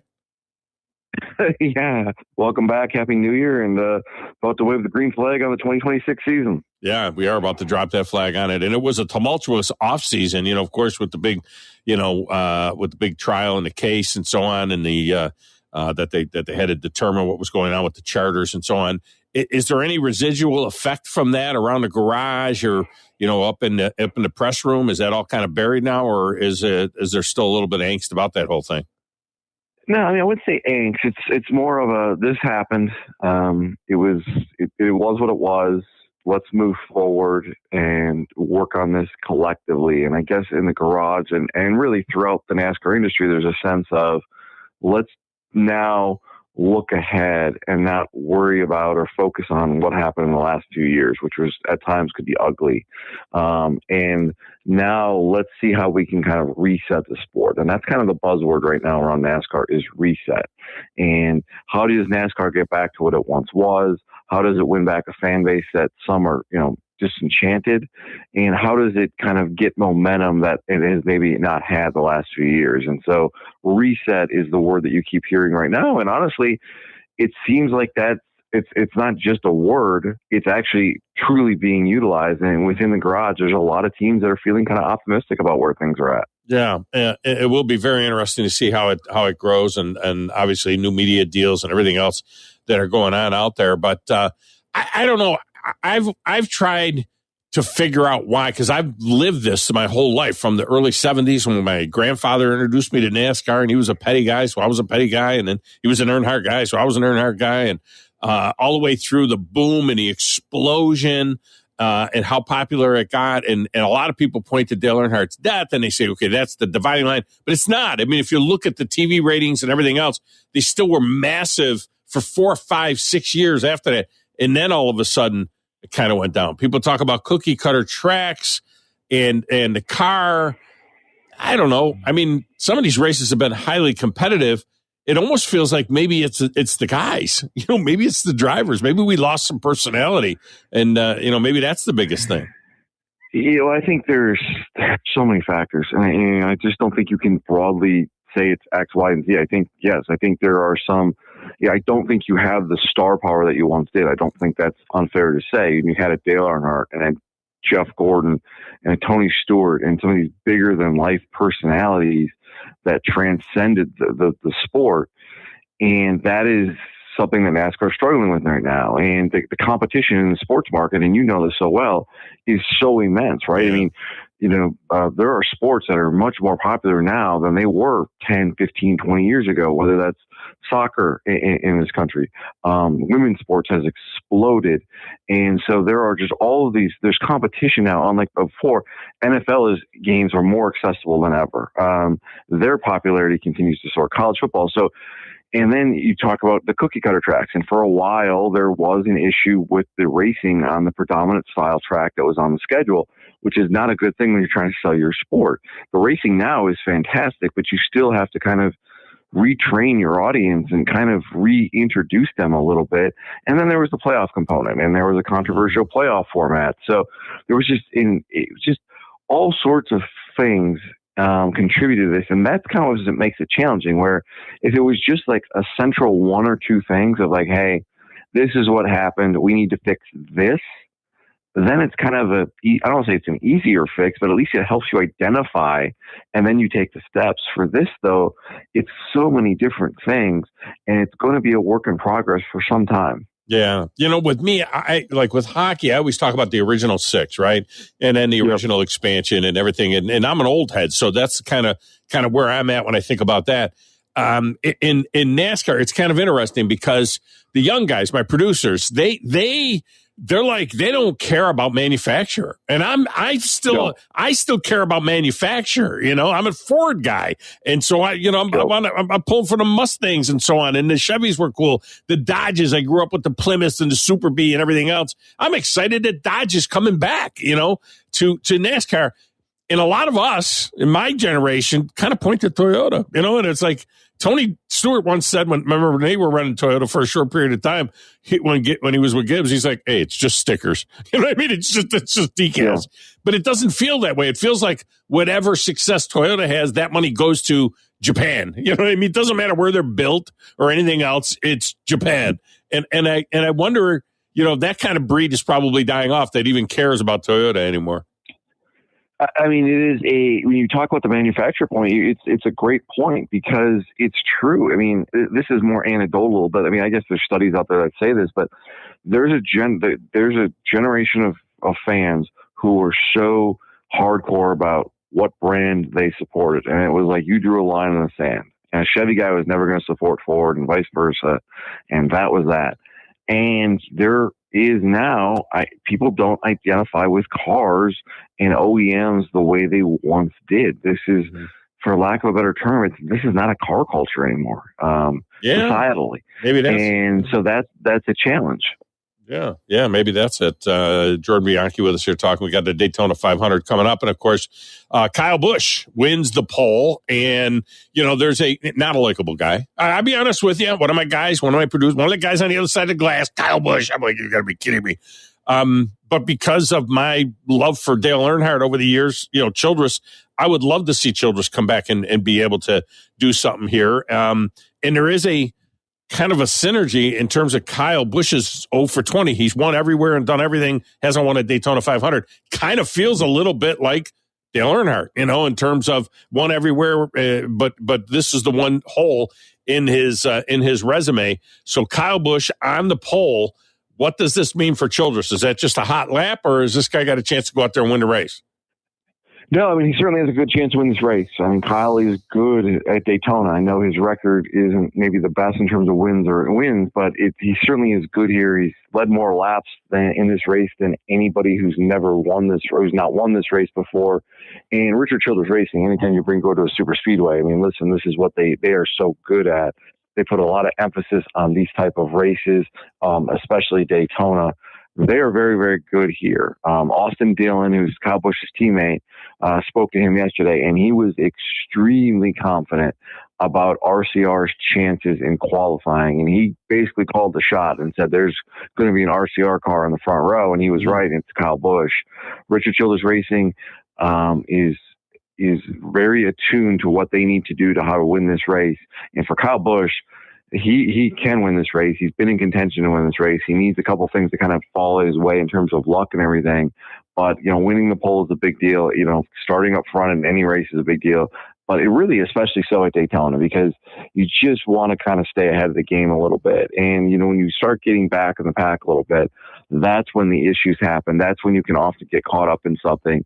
It's such a cliche, but it's so true. If you want to avoid the wreck, just be at the front of everybody, and you don't have to worry about it. Now, that's a heck of a lot easier said than done, and we'll see. But this is a really, really good chance for Kyle Busch at a point in his career where he really needs to win. He hasn't won a race now overall in the Cup Series in 93 races. He's in a contract year with Richard Childress Racing. There's some questions about his future and what he's going to do next year, whether he's going to return to RCR. You come out of the gate and win Daytona, that puts a lot of those unknowns to bed, and that really kind of sets the table for what is going to probably be a very good year for that team then. Now, here's the flip side. And again, I'm going to go, grumpy old man, 183 miles an hour. Like 183 miles an hour. And not for nothing, for you kids out there, all right? I'm just saying, in the 80s? I mean, 210, 205.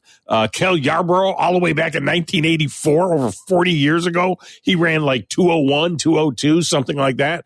This is like 20 miles an hour slower than they used to run. Now, we know that, when Bill Elliott said it's not about how fast you're going to go around, it's if you're going to go around. We know it got a little dangerous, no doubt. Man, 183? I mean, it feels slow, okay? It just feels slow. I will say, just when you look at the cars on the racetrack, they don't. I didn't even know they ran 183. To be honest with you, I didn't even know until you mentioned it. And so it's a fine line of how fast is too fast, and we have seen cars get airborne many, many times. And even I don't know, maybe 5-10 years ago or so, there was an issue with a lot of cars getting airborne, and it is that very, very delicate balance of you want them to push the limit, and you want that allure of danger, but you also have to be mindful of the fact that this is dangerous. And so 183 is not what they once did, but I still will contend it's pretty fast. Chase Briscoe also very fast there in a Toyota. So it doesn't feel like there's a manufacturer edge anywhere necessarily, does it? Or is it? Is there a scenario where the Chevys feel fast, or the Toyotas or the Fords are going to be better in the race than they are in qualifying? Is there any of that going on? Well, yeah, I mean, a little bit in the sense that Ford is really good. They don't always qualify well, but they race exceptionally well. And the teamwork among the 4 drivers, particularly among the Penske group, is exceptional. And it really does allow them to kind of separate themselves a little bit where, the 3 Penske drivers, Joey Logano, Ryan Blaney, Austin Cindric, Austin and Ryan each won a super speedway race last year. They tend to dominate these races. They don't always get the finish they deserve necessarily because, it's a super speedway race, but they tend to dominate these races and control these races. And so there's a little bit of that. And then on the Chevy side of things, Chevy's got a redesigned car this year. The nose is different. And there's some questions about how the Chevy cars are going to work together in the draft and whether they're still going to have the same level of, being able to push and how hard they can push and that kind of thing. So a little bit of unknown there. So the qualifying races tonight are actually going to be interesting to watch and see how the Chevys do on that front. And we just talked about the OEMs and everything and how it's a little different, but this is the one kind of race where you do see the OEMs kind of come out a little bit and really kind of focus on themselves and not trying to work or care about anything else that anyone else is doing. Yeah. So we have the duels tonight, the dual 150s, whatever you want to call them, the America 250 Florida duel at Daytona. So they'll get going tonight, 6:00 Central Time, and we get these races back to back. It's always exciting. How many cars can go home? Because that used to be the deal before charters and everything else. You got a lot of guys racing their way into the show. Is there any of that going on here? How many guys are on the possibility of not even making the show? Yeah, 4 guys will end up not qualifying for this race, and that'll be determined by the duels and everything. So a little bit more than years past. And I know at one time, in NASCAR history, you get 50, 60, 70 cars here for this race. That's not the case. There's 45 entered this year, and 41 will start. So we'll have 4 guys, D and Q. Now, 41 start this race, but now the rest of the races, is it down to, what do they start, 36? Is that the number now? 36 are guaranteed, and that number can go up to 40, and you will see 40 at some. Yeah, so you'll see it at some races where you'll like next week at Atlanta. It'll be somewhere between. I think it'll be like 38, 39. Yeah, I love Atlanta now. I mean, it's become a bucket list deal for me with the new configuration there, and now. A lot of that had to do with the track, right? I mean, when they first paved it, and now that it's got a little bit of age on it, maybe they spread out a little bit more at Atlanta. Yeah, that's exactly it. Just a little bit more worn of a surface, kind of puts a little premium tire wear and that kind of thing. And you start to see them a little separate a little bit more than they used to, but it's still got the super speedway-esque qualities to it. Do you have any idea what's going on at Talladega? I just saw a blurb that NASCAR was doing some renovations at Talladega. Is that what are they doing? What are they doing there? Do you know?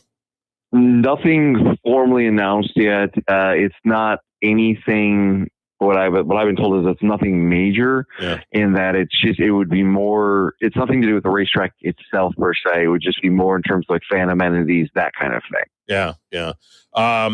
And then we had the delay, getting the Clash going there, and Bowman Gray is where they had it. I don't know why.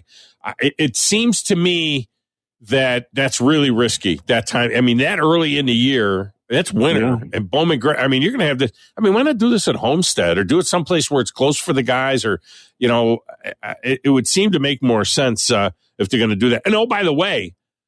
Not for nothing, the Fairgrounds holds as many people as Bowman Gray holds. I mean, if they want to do something goofy like that at some track that's not part of the regular rotation in NASCAR, bring that Clash to the Fairgrounds in Nashville, baby. I mean, that would be a great way to kind of wake up the echoes there. Listen, you get no argument from me about what you should do with the Clash, and I like it at Bowman Gray. I mean, I don't think it should stay at Bowman Gray necessarily year in, year after year. But it's a historic venue, and I think there's something to be said for going to different short tracks around the country, especially if you can figure out a way to do it in warm weather. Like going to North Carolina at that time of year is a tough ask. There's a short track down here in Daytona, New Smyrna, which is a half-mile high bank track that is phenomenal, and it would be great to see the Clash move there. Is that going to happen? I don't know. The future of the Clash is going to be interesting to see. I mean, there's a push, honestly, a little bit of a push among some people of, hey, let's bring it back to Daytona, at least for a year. Yeah. And so it'll be interesting to see where it's at next year. I don't think it's going to go back to Bowman Gray next year. We'll see. You never know. But I wouldn't be at all shocked either if it ends up at Daytona for a year. Yeah, I love your idea about Newsom Ornament. That would be really cool there. Love it. All right, before I let you go, so tonight, this is going to be a long night because tonight after the races is the debut of the NASCAR Studios production of We've Lost Dale Earnhardt 25 years later, which is a new documentary. We've seen a number of documentaries over the years. This is the 25th anniversary of Dale's passing there at the track. Have you been able to preview it at all? Did they do anything for the media? And what is the expectation of this one tonight? I admittedly have not. I could have previewed it. I just have not had the bandwidth to actually do it. But it's just a different look at, one of the seminal moments in NASCAR history and really reshaped the sport in so many things, from competition to safety to NASCAR's popularity even. So curious to actually see it. These type of shows that Fox and NASCAR have combined to do in years past have always tended to be home runs, and the expectation is that this one's going to deliver. Do you remember where you were when you heard the words, "We lost Dale Earnhardt"? Oh, I remember. I remember exactly where I was, and it was incredible, and I couldn't believe it at the time. And it was, he was this godlike figure that you never thought anything could happen to him. And you saw wrecks like that many, many times. Yeah, it looked so drivers walk away from. Yeah, it looked like nothing. And let's not forget, in that same race, Tony Stewart went flipping 20 sometimes. And, you thought if any wreck was going to be somewhere where someone was going to get hurt, it would have been the Tony Stewart one. Yeah, I remember that vividly. It's still one of those things like you can't believe it. And I remember every detail about that day. I had just moved to Florida. It was the day my family and I arrived. I've been listening to the race on the radio, and we arrived and saw the last 10 laps at my parents' house and watched it, saw the wreck at the end of the race. My mom is in the kitchen, yelled, come on, eat, we got to eat. Okay, fine. We turned it off because it didn't look like really much. All right, turn it off, ate, turn the TV back on. And when we turned it back on, there was Mike Helton. And that's when I heard we lost Dale. I'm like, you got to be kidding me. It was like a family member. I mean, that's how it felt. It felt like a family member. And now as we all age, it's hard to imagine 49 years old. At the time you think, I was like, well, he's a little older than me and blah, blah, blah. Now you think about Dale Earnhardt. He was 49 years old. I mean, he was a young guy. When you think about it, even though he was at the end of his career, we don't see a lot of guys that age running anymore.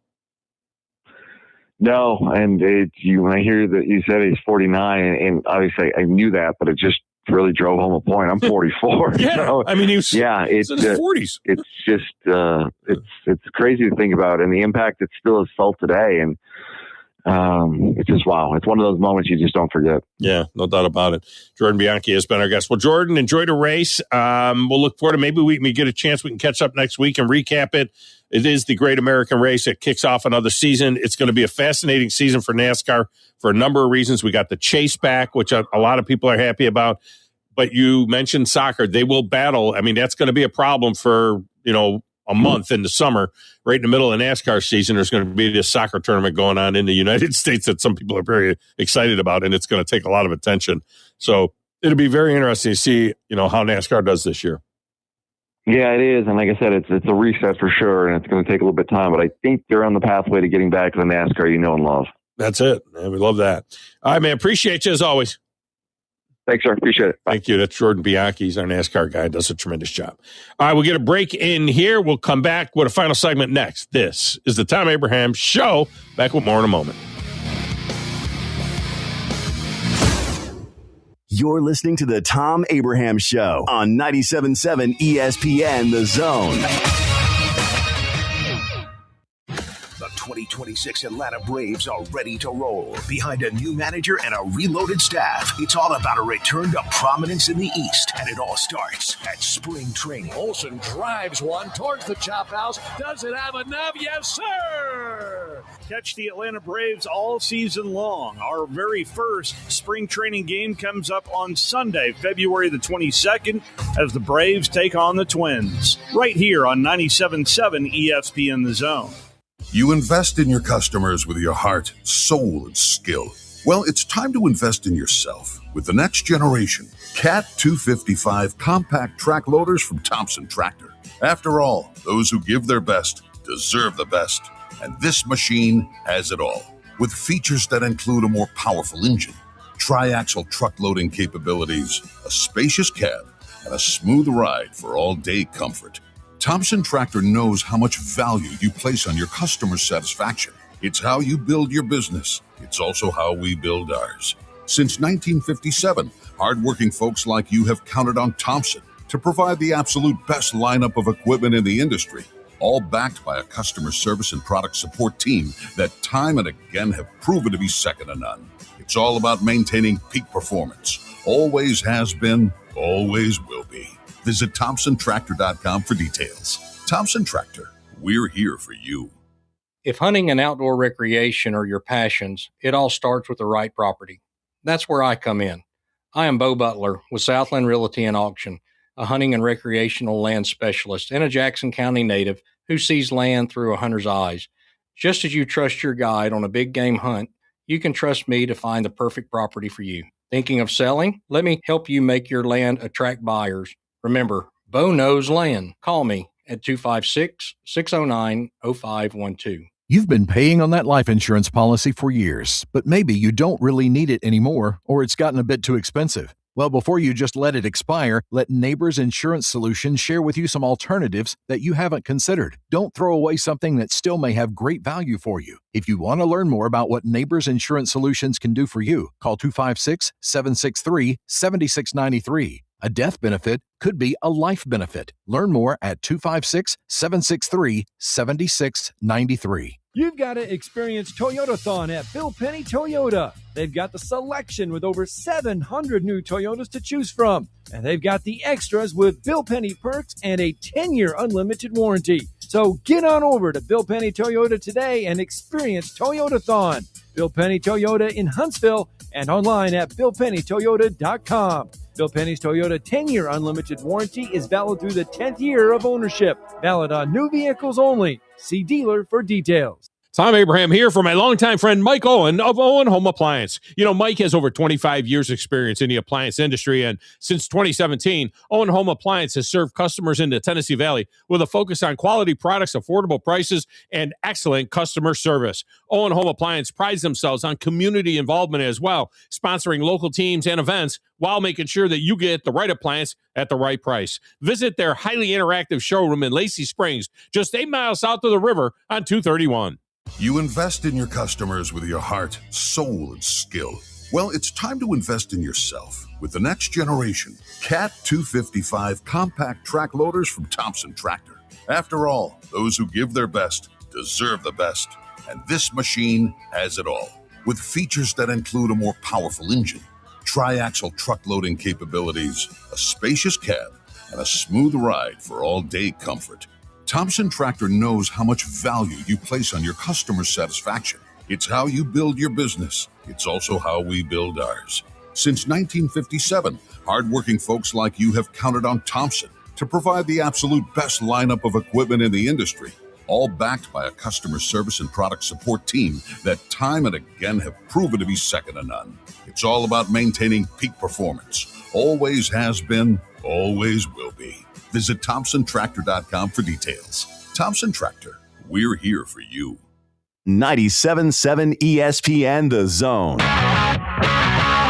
This segment of the Thom Abraham Show is brought to you by Mike Owen and Owen Home Appliance. Mike has over 25 years experience in the appliance industry, and you know, since 2017, Owen Home Appliance has served customers in the Tennessee Valley with a focus on quality products, affordable prices, and excellent customer service. Owen Home Appliance also prides themselves on community involvement as well. They get involved in all kinds of things, sponsoring local teams and events and so on, and they make sure that you get the right appliance at the right price. It's Owen Home Appliance.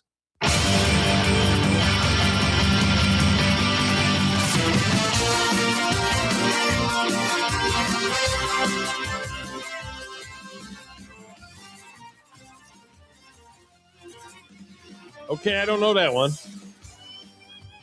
That one is ESPN Speed World. Oh, really? Yeah, I didn't recognize it. Welcome back to Thom Abraham Show.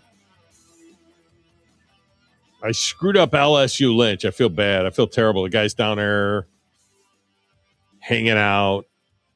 And I'm like, what am I doing? And he was like, he sent me a text. I've been at home for 51 minutes. And I'm like, oh, gosh, I didn't even see it. He's gone now. I would imagine he's going to get maybe a frosty beverage. He's probably on those, I think he's 8th now, Bloody Mary. Yeah. But I do owe him this, and also people were a little upset that I didn't play the entirety of it, or at least a little bit more of the last bumper song. But, oh,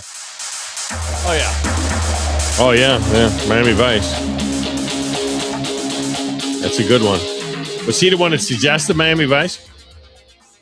Yes, LSU Lynch was like, play it for me. I'm down here. I got my toes in the sand. He didn't say that. He said something similar to it. And he's going to the beach. Yeah, that's solid. All right, let me get Philip in here. Philip, welcome to the show. How are you? I'm all right. I just got really super confused, though. Yeah. So this is what anniversary of Earnhardt's death? 25 years. There's no way, dude. I know. 2001. It was the same year as the. It's got to be longer than that. No, 9/11. Where I was and what I was doing, and I was not in my 30s. You think it was longer than 25 years? To me, it feels like it was yesterday. It was 25 years. I was years old. I was 40. I was 48, 38, 33 years old. Yeah, I was 40 years old. Living down at the beach, running a bar. We had a 55-inch console TV. We had 10-cent wings whenever there was a sporting event on. And it was the first race I ever watched in my life in its entirety. Yeah. I was in my 20s. Yeah. I mean, I was 40 years old. I was 40 years old. It's the year of 9/11. I mean, because that year we lost Dale Earnhardt in February, and then it was February 16th or 19th, something like that. And then 9/11 happened later that year. It was a bad year. I was living in Nashville. Yeah, you were down. I would have had to come back to Virginia Beach, which I remember I did for a minute there, but I wasn't running Desperados then. I'm not making it up. It was 2001. 25 years ago. Something's got to be off about that. There's no way. My wife was all pregnant. No, she wasn't pregnant. Yeah. Oh, 25 years ago. John was just getting ready to turn 1. He was like 9 months old. He was just a little baby.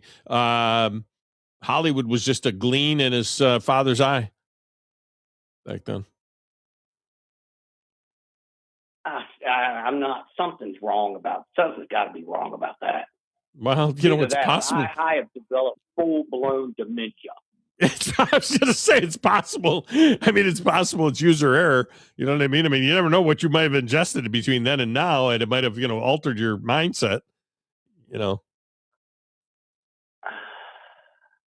Just saying. That's crazy. Yeah. There's no way. Mm-hmm. Dude, are you sure it wasn't in the early 90s? Early 90s. It was February 16th, 2001. What was the exact date, John? Is it February 19th? Is it 16th? I think I have February 16th on the brain because it's one of my daughter's birthday. But what was the actual date? February It was either 18th, 2001. 18th. February 18th, 2001. 2 days after my daughter's birthday. That's bizarro. Yeah. I'm gonna have to ponder on that. Anyway, so one other little thing. I don't know if you covered this yesterday. I missed your show. What about the Olympian dude who won a medal and proceeded to go on worldwide television and confess to his girlfriend that he got a piece of strange after he got his medal? And he was really sorry and hoped that she'll come back. Yeah, she broke up with him. And there's been some crazy stuff. I mean, there has been some crazy stuff that's happened already. The Olympics is like 5 days old, and we've had all kinds of crazy stuff. And that team that won the ice dance yesterday, the French team, like everybody hates them.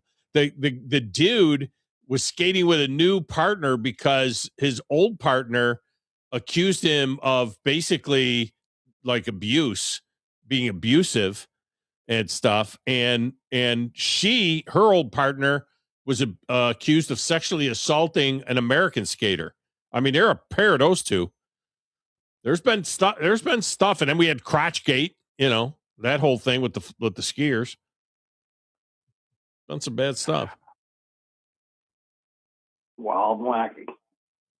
Yeah. All right, that's it. All right. I'm still not buying that something. All right. Date. There's no way I was that old. That's blowing your mind. Go check it out. Thanks for the call, Philip. That's a good job, Ian. Speaking of yesterday, did you hear the comments of Joey Porter regarding Ben Roethlisberger? Roethlisberger criticized Mike Tomlin earlier in the fall about for being soft on the young players. And Roethlisberger has a podcast, and he's been kind of outspoken on it. And you remember Roethlisberger had his own off-the-field issues in 2008 and 2010. And so Joey Porter, in response to Roethlisberger's comments, unloaded on Roethlisberger, saying that he was a bad teammate and a bad person. He said, we protected him in the organization despite knowing who he was when he didn't have his helmet and shoulder pads on.